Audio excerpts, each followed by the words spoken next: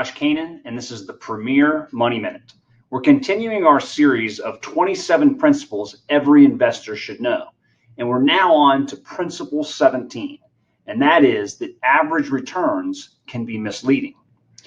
Let's look at an example here and compare two cities in the United States that we all know well, St. Louis and San Francisco. The average temperature of both cities is 65 degrees. But if you look at it a little bit closer, you can see that San Francisco pretty much averages about 65 degrees every day throughout the year, whereas a city like St. Louis has bigger extremes where it might be super hot in the summer, averaging 90, 100 degrees, and then can be really, really cold in the winter, getting down into the teens or 20s or 30 degrees, but they both average 65.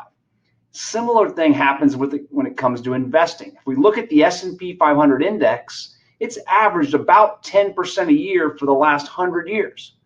But to get that 10%, there's usually a lot of different types of returns that you're going to experience year in and year out. You might have years where you're up 20 or 30%, years where you're down 20 or 30%.